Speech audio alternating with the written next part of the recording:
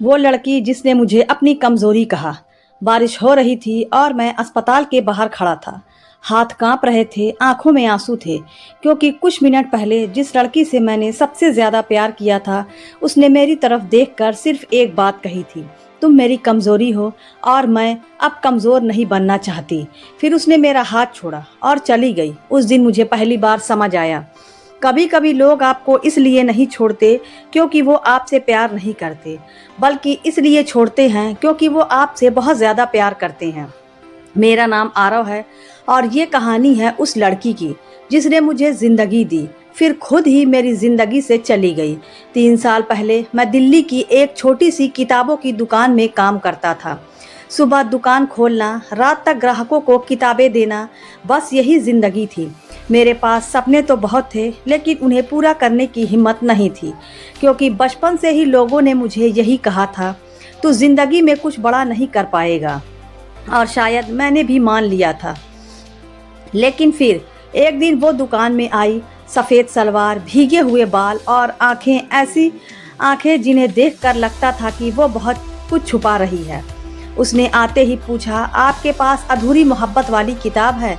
मैं हल्का सा हंसा, मैडम यहाँ ज़्यादातर किताबें अधूरी मोहब्बत की ही बिकती हैं। वो भी मुस्कुराई और पता नहीं क्यों उसकी मुस्कान देखकर पहली बार लगा कि शायद ज़िंदगी इतनी बुरी भी नहीं है। उसका नाम नैना था। उस दिन उसने एक किताब खरीदी और जाते जाते बोली, कभी कभी लोग किताबों में वो ढूंढते हैं जो उन्हें ज़िंदगी में नहीं मिलता। मैं देर तक उसे जाते हुए देखता रहा और सच कहूँ, उस दिन पहली बार किसी के जाने से खालीपन महसूस हुआ था। उसके बाद वो रोज़ दुकान आने लगी, कभी किताब लेने, कभी सिर्फ बैठने। धीरे धीरे उसने मेरी ज़िंदगी में जगह बना ली। वो बहुत अलग थी, बाकी लड़कियों की तरह दिखावा नहीं करती थी, छोटी छोटी बातों में खुश हो जाती थी। एक दिन उसने पूछा, आरव तुम्हारा सपना क्या है? मैं हंस पड़ा। गरीब लोगों को सपने देखने की इजाज़त कहाँ होती है। वो अचानक गंभीर हो गई, ऐसा मत कहा करो। सबसे खतरनाक गरीबी पैसे की नहीं होती, सपनों की होती है। उसकी बात सीधा दिल में लगी। उस दिन के बाद उसने मेरी ज़िंदगी बदलनी शुरू कर दी। वो मुझे लिखने के लिए कहती कहती तुम्हारी आंखों में कहानियां हैं। मैं हंस देता, लेकिन वो सच में मुझ पर विश्वास करती थी, इतना जितना मैंने खुद पर कभी नहीं किया। धीरे धीरे मुझे उससे प्यार हो गया और शायद उसे भी, लेकिन हमारी मोहब्बत फिल्मी नहीं थी। उसमें बड़े बड़े वादे नहीं थे, बस छोटे छोटे पल थे। सड़क किनारे चाय, बारिश में भीगना, देर रात बातें करना। और वो हमेशा एक बात कहती, अगर कभी मैं तुम्हें छोड़ दूं तो मुझसे नफरत मत करना। मैं हंसकर कहता, तुम जाओगी ही नहीं। लेकिन वो हर बार चुप हो जाती, जैसे उसे पहले से कुछ पता हो। एक रात हम दोनों छत पर बैठे थे, पूरा शहर रोशनी में डूबा हुआ था। तभी उसने अचानक पूछा, आरव अगर एक दिन मैं गायब हो जाऊं तो क्या करोगे? मैंने उसका हाथ पकड़ लिया, ढूंढ लूंगा। उसकी आंखें भर आई, और अगर ना मिली तो? मैंने मुस्कुरा कर कहा, फिर पूरी जिंदगी इंतजार करूंगा। वो रो पड़ी। उस रात वो बहुत देर तक मुझे गले लगाकर बैठी रही, और पता नहीं क्यों मुझे पहली बार डर लगा, जैसे कुछ बुरा होने वाला हो। कुछ दिनों बाद नैना अचानक बदलने लगी। पहले वो हर बात बताती थी, अब घंटों गायब रहती। फ़ोन कम करने लगी, मिलने से बचने लगी। मैं परेशान होने लगा। एक दिन मैंने गुस्से में पूछ लिया, क्या हुआ है तुम्हें? वो चुप रही। मैंने फिर पूछा, क्या अब प्यार नहीं रहा? उसने मेरी तरफ देखा और वो शब्द कहे जो आज तक मेरे कानों में गूंजते हैं, तुम मेरी कमज़ोरी बन चुके हो आरव, और मुझे अब कमज़ोर नहीं बनना। मेरे पैरों तले ज़मीन खिसक गई। मैंने कांपती आवाज़ में पूछा, मतलब? उसने नज़रें झुका ली। हमें अलग हो जाना चाहिए। उस पल ऐसा लगा जैसे किसी ने सीधा सीने में हाथ डालकर दिल निकाल लिया हो। मैं चिल्लाया, इतना आसान है तुम्हारे लिए? उसकी आंखों से आंसू बह रहे थे, लेकिन वो फिर भी बोली, हाँ, और चली गई। उस रात मैं टूट गया।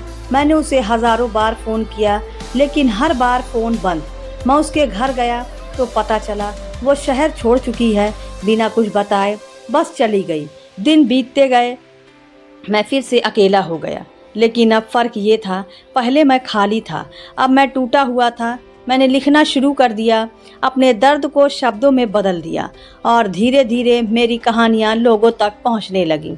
लोग कहते तुम इतना दर्द कैसे लिख लेते हो, और मैं हर बार मुस्कुरा देता, क्योंकि उन्हें क्या पता था मैं कहानी नहीं लिख रहा था, मैं नैना को ढूंढ रहा था। 1 साल बाद मेरी पहली किताब छपी, उसका नाम था मेरी कमज़ोरी, और वो किताब अचानक बहुत मशहूर हो गई। लोग उस प्रेम कहानी में खुद को देखने लगे, लेकिन उन्हें नहीं पता था उस कहानी का अंत अभी बाकी था। किताब लॉन्च वाले दिन बहुत भीड़ थी, सब लोग तस्वीर ले रहे थे। तभी भीड़ के पीछे मुझे एक चेहरा दिखा, सफ़ेद सलवार, भीगी आंखें, नैना। मेरा दिल रुक गया। मैं उसके पास भागा, लेकिन तभी एक छोटा बच्चा आकर उसका हाथ पकड़ लेता है और वो बच्चे को देखकर मुस्कुरा कर कहती है, चलो बेटा। बेटा, मैं वहीं जम गया। और तभी उस बच्चे ने उसे कहा, मम्मा। ये एक शब्द था, लेकिन उस एक शब्द ने मेरे अंदर सब कुछ तोड़ दिया। भीड़ की आवाज़ें धीरे धीरे गायब होने लगी, मेरे कान सुन पड़ गए। मैं बस नैना को देखता रहा, वो मेरे सामने थी। 1 साल बाद, लेकिन अब वो सिर्फ मेरी नैना नहीं थी, उसके साथ एक छोटा बच्चा था जो उसका हाथ पकड़े खड़ा था। और मैं समझ ही नहीं पा रहा था कि ज़्यादा दर्द किस बात का था, उसके लौट आने का या उसके किसी और का हो जाने का। नैना ने मुझे देखा, उसकी आंखें भर गई, लेकिन इस बार वो मेरे पास नहीं आई, जैसे उसके कदमों में कोई जंजीर बांधी हो। मैं धीरे धीरे उसकी तरफ बढ़ा। ये कौन है? मेरी आवाज़ कांप रही थी। नैना ने बच्चे के सिर पर हाथ फेरा और बहुत धीरे से बोली, मेरा बेटा। बस इतना सुनना था, और ऐसा लगा जैसे किसी ने मेरे सीने पर पत्थर रख दिया हो। मैं हंस पड़ा, लेकिन वो हंसी नहीं थी, टूटने की आवाज़ थी। वाह नैना, बहुत जल्दी आगे बढ़ गई तुम। उसकी आंखों से आंसू बह निकले, लेकिन उसने कुछ नहीं कहा। मैंने गुस्से से पूछा, कम से कम ये तो बता देती कि मेरी जगह कौन था।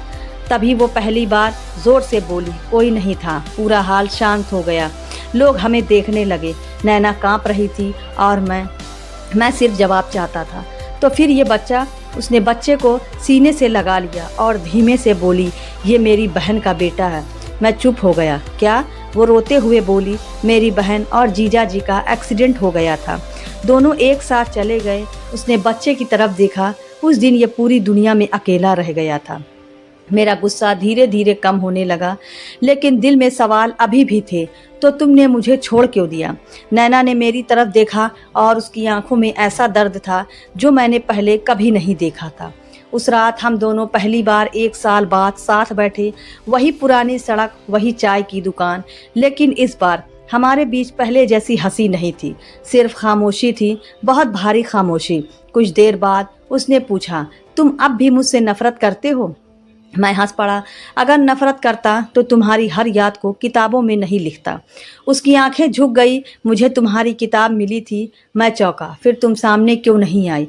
वो कुछ सेकंड चुप रही, फिर बोली, क्योंकि मैं डर गई थी। किससे? उसने मेरी आंखों में देखते हुए कहा, तुमसे। मैं हैरान रह गया। मैंने क्या किया था? वो रो पड़ी। यही तो बात है यारो, तुमने कुछ अलग नहीं किया था। उसकी आवाज़ टूट रही थी। तुम मुझे इतना प्यार करने लगे थे कि मुझे खुद से डर लगने लगा। मैं समझ नहीं पाया। उसने कांपते हुए कहा, जब इंसान बहुत टूट चुका होता है ना, तो उसे प्यार से भी डर लगने लगता है। फिर उसने वो सच बताया जिसने मेरी पूरी दुनिया बदल दी। उस दिन जब उसने मुझे छोड़ा था, उसे कुछ घंटे पहले वो अस्पताल गई थी, क्योंकि उसे कई दिनों से चक्कर आ रहे थे और वहाँ डॉक्टर ने उसे बताया उसे दिल की गंभीर बीमारी है। उसकी आंखों से आंसू बहते रहे। डॉक्टर ने कहा था, अगर हालत बिगड़ी तो शायद मैं ज़्यादा समय तक न जी पाऊँ। मेरे हाथ कांपने लगे। तो तुमने मुझे बताया क्यों नहीं? वो मुस्कुराई, लेकिन वो मुस्कान बहुत दर्दनाक थी, क्योंकि मैं तुम्हारी कमज़ोरी नहीं बनना चाहती थी। मैं सुन्न होकर उसे देखता रहा। अगर मैं तुम्हारे साथ रहती तो तुम पूरी ज़िंदगी मुझे बचाने में लगा देते। तो क्या करता? प्यार करता तुमसे। मैं पहली बार उसके सामने रो पड़ा, लेकिन वो धीरे से बोली, और मैं नहीं चाहती थी कि मेरी वजह से तुम्हारी ज़िंदगी रुक जाए। मैंने उसका हाथ पकड़ लिया। तुम पागल हो नैना, प्यार बोझ नहीं होता। वो रोते हुए हंसी, लेकिन बीमारी होती है। उसकी ये बात सुनकर मेरा दिल फट गया। उस रात उसने मुझे सब बताया, कैसे वो हर रात रोती थी, कैसे वो मेरा नंबर खोलकर घंटों देखती रहती थी, कैसे वो हर इंटरव्यू में मेरी आवाज़ ढूंढती थी, और कैसे जब मेरी किताब मशहूर हुई तो वो सबसे ज़्यादा खुश हुई थी। तुम जीत गए आरव, उसने मुस्कुरा कर कहा। तुमने खुद को ढूंढ लिया, मैंने उसका चेहरा पकड़ लिया। नहीं, मैंने सिर्फ तुम्हें खोया है। तभी अचानक नैना के हाथ से चाय का कप गिर गया, उसके होठों से खून निकलने लगा। मैं घबरा गया। नैना वो सांस लेने के लिए संघर्ष कर रही थी। मैं तुरंत उसे अस्पताल लेकर भागा। पूरा रास्ता वो मेरा हाथ पकड़े रही और बहुत धीरे से बोली, देखा, मैं इसलिए गई थी। मैं रोते हुए चिल्लाया, चुप रहो, तुम्हें कुछ नहीं होगा। लेकिन अंदर ही अंदर मैं डर चुका था बहुत ज़्यादा। अस्पताल पहुंचते ही डॉक्टर उसे अंदर ले गए। मैं बाहर बैठा कांप रहा था, उसी अस्पताल के बाहर जहां 1 साल पहले उसने मुझे छोड़ा था। सब कुछ जैसे फिर से दोहराया जा रहा था। करीब 1 घंटे बाद डॉक्टर बाहर आए। उनके चेहरे पर वही खामोशी थी जो अक्सर बुरी खबर से पहले होती है। उन्होंने धीमे से कहा, हमें तुरंत ऑपरेशन करना होगा। मैंने जल्दी से पूछा, करिए ना डॉक्टर। लेकिन डॉक्टर की अगली बात सुनकर मेरे पैरों तले ज़मीन खिसक गई। ऑपरेशन तो हो जाएगा, लेकिन अगर अगले 24 घंटे में दिल का दाता नहीं मिला तो हम इन्हें नहीं बचा पाएंगे। डॉक्टर के ये शब्द सुनकर ऐसा लगा जैसे पूरी दुनिया रुक गई हो। मैं वहीं अस्पताल की कुर्सी पर बैठ गया। हाथ कांप रहे थे, सांस टूट रही थी, क्योंकि पहली बार मुझे एहसास हुआ मैं नैना के बिना सच में नहीं जी सकता। अस्पताल के कमरे में नैना मशीनों से जुड़ी हुई थी। उसका चेहरा कमज़ोर हो चुका था, लेकिन मुझे देखते ही वो फिर मुस्कुराई, वही मुस्कान जिससे मुझे पहली बार प्यार हुआ था। मैं उसके पास बैठ गया और उसका हाथ पकड़ लिया। तुम ठीक हो जाओगी, वो धीरे से हंसी। तुम अब भी झूठ अच्छा बोल लेते हो। मेरी आंखें भर आई। मैं तुम्हें कुछ नहीं होने दूंगा। उसने बहुत प्यार से मेरी तरफ देखा। यही तो डर था आरव, तुम खुद को भूल जाते हो। मैं रो पड़ा, क्यों किया तुमने ये सब? क्यों अकेले सहा इतना दर्द? उसकी आंखों से आंसू बह निकले। क्योंकि मैं तुमसे प्यार करती थी। कमरे में खामोशी फैल गई। उसने कांपती आवाज में कहा, सच्चा प्यार हमेशा साथ रहना नहीं होता, कभी कभी दूर जाना भी प्यार होता है। मैंने उसका माथा चूम लिया। लेकिन मैं इतना अच्छा इंसान नहीं हूँ नैना, मुझे तुम्हारा दूर जाना कभी अच्छा नहीं लगा। वो हल्का सा मुस्कुराई। पता है, फिर भी तुम हर कहानी में मुझे जिंदा रखते रहे। मेरे आंसू उसके हाथ पर गिरने लगे, क्योंकि तुम कभी गई ही नहीं। रात धीरे धीरे बीत रही थी। डॉक्टर बार बार बाहर वही बात कहते, दाता नहीं मिला। हर मिनट मुझे मौत के और करीब महसूस हो रहा था। मैंने पहली बार भगवान से लड़ाई की, एक बार, बस एक बार उसे बचा लो। सुबह के करीब 4 बजे मैं अस्पताल के मंदिर के बाहर बैठा था। तभी किसी ने मेरे कंधे पर हाथ रखा। मैंने पीछे मुड़कर देखा, वो छोटा बच्चा खड़ा था, नैना की बहन का बेटा। उसकी आंखें डरी हुई थी। वो धीरे से बोला, मम्मा मर जाएगी क्या? उस एक सवाल ने मुझे तोड़ दिया। मैंने उसे सीने से लगा लिया और पहली बार महसूस किया, नैना सिर्फ मेरी मोहब्बत नहीं थी, किसी की पूरी दुनिया थी। सुबह 8 बजे डॉक्टर फिर बाहर आए। इस बार उनके चेहरे पर उम्मीद नहीं थी। हम कोशिश कर रहे हैं, लेकिन अब समय बहुत कम है। मैंने टूटती आवाज़ में पूछा, अगर दिल ना मिला तो? उन्होंने नज़रें झुका ली। मैं समझ गया। मैं वापस नैना के कमरे में गया। वो खिड़की से बाहर देख रही थी। सूरज निकल चुका था। उसने मुझे देखा और धीरे से पूछा, डर रहे हो? मैंने सिर झुका लिया। बहुत। वो मुस्कुराई, मैं भी। मैं उसके पास बैठ गया। नैना, अगर तुम्हें कुछ हो गया ना, तो मैं कभी खुद को माफ़ नहीं कर पाऊंगा। उसने मेरा चेहरा अपने हाथों में लिया। तो एक वादा करो। क्या? अगर मैं चली गई तो अपनी ज़िंदगी रोकना मत। मैं तुरंत कहा, चुप, ऐसा कुछ नहीं होगा। लेकिन वो पहली बार जिद करने लगी, वादा करो आरव। मेरी आंखें भर आई। तुम्हारे बिना कैसे जीऊँगा? वो मुस्कुराई, जैसे मेरे बिना अब तक जिए हो। तभी अचानक अस्पताल में हलचल शुरू हो गई। डॉक्टर तेजी से भाग रहे थे। कुछ नर्सें इधर उधर दौड़ रही थी। मैं घबरा कर बाहर गया और तभी मैंने स्ट्रेचर पर एक आदमी को देखा, पूरा शरीर खून से लथपथ। डॉक्टर चिल्ला रहे थे, जल्दी करो, हालत गंभीर है। कुछ देर बाद एक डॉक्टर बाहर आए और बोले, हमें दिल मिल गया। मेरी आंखों में उम्मीद लौट आई।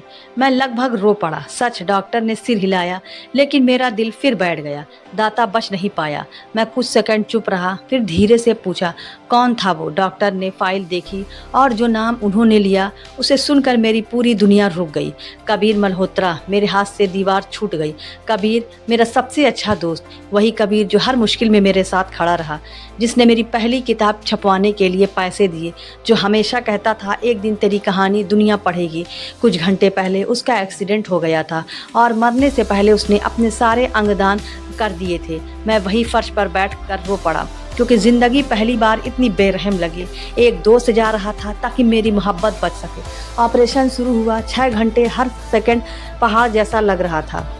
मैं लगातार भगवान से बस एक बात कह रहा था, इस बार उसे मत छीनना। फिर ऑपरेशन थिएटर का दरवाज़ा खुला। डॉक्टर बाहर आए। कुछ सेकंड तक वो कुछ नहीं बोले और उन कुछ सेकंडों में मैं 1000 बार मर चुका था। फिर उन्होंने हल्का सा मुस्कुरा कर कहा, ऑपरेशन सफल रहा। मैं रो पड़ा, इतना रोया जितना शायद पूरी ज़िंदगी में नहीं रोया था। कुछ दिनों बाद नैना धीरे धीरे ठीक होने लगी, लेकिन अब उसके अंदर सिर्फ उसका दिल नहीं धड़क रहा था, उसमें कबीर का हिस्सा भी जिंदा था। एक दिन उसने मुझसे पूछा, तुम इतने चुप क्यों हो? मैं मुस्कुराया, क्योंकि अब डर लगता है। किस बात का? तुम्हें फिर खोने का। वो धीरे से मेरे कंधे पर सिर रख कर बोली, अब कहीं नहीं जाऊंगी। कुछ महीनों बाद मैं और नैना उसी किताबों की दुकान में खड़े थे जहां हमारी कहानी शुरू हुई थी। वो मुस्कुरा कर बोली, याद है मैंने पहली बार कौन सी किताब मांगी थी? मैं हंसा, अधूरी मोहब्बत वाली। उसने मेरी आंखों में देखा और धीरे से कहा, लेकिन हमारी कहानी अधूरी नहीं है आरव। मैंने उसका हाथ पकड़ लिया, नहीं अब नहीं। उस दिन मैंने एक नई किताब लिखनी शुरू की। उसका नाम था कमज़ोरी नहीं ज़िंदगी, और पहली लाइन थी, जिस इंसान को हम अपनी कमज़ोरी समझते हैं कभी कभी वही हमें जीना सिखा देता है।